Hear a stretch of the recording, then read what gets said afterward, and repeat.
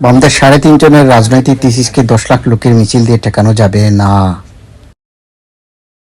আমার ফেসবুকের মানে আমি যে কয়েকজন মানুষের লেখা ফলো করি তার মধ্যে একজন হচ্ছেন মনোয়ার পাটোয়ারি ভাই, ঢাকা বিশ্ববিদ্যালয়ের সাবেক শিক্ষার্থী। মনোয়ার পাটোয়ারি ভাই যেটা লিখেছেন সেটা ওনার ফেসবুক স্ট্যাটাস থেকেই আমি আপনাদেরকে শোনাচ্ছি। বাংলাদেশের অভ্যন্তরে একটা ভায়োলেন্স অবশিষ্ট আছে, শুধু সেটা রাজনৈতিক তা নয়। ১৬ বছরে যেসব আনন্যাচারাল পাওয়ার হোল্ডার ছিল তারা প্রান্তিকে চলে যাবে।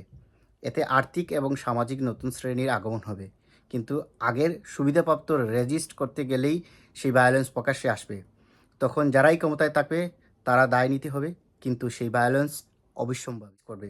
বামদের সর্বশেষ এজেন্ডা হলো আওয়ামী লীগের রাজনীতিকে রিহ্যাবিলিট। বামপন্থীদের উপর শিবিরের ভায়োলেন্স সাপোর্ট করার কিছু নাই, তবে বামরা ফ্যাসিজম তৈরির পথ সৃষ্টি করছে কিনা ভাবার দরকার আছে। একটা অপ্রিয় সত্য হচ্ছে বামদের ৩.৫ জনের রাজনৈতিক থিসিসকে ১০ লাখ লোকের মিছিল দিয়ে ঠেকানো যাবে না। ডানপন্থী ডানপন্থীরা রাষ্ট্র বলতে অনেক লোক মিলে একটা বুট করে মন্ত্রী এমপি হয়ে টেকাটুকা কামাইতেই বুঝে।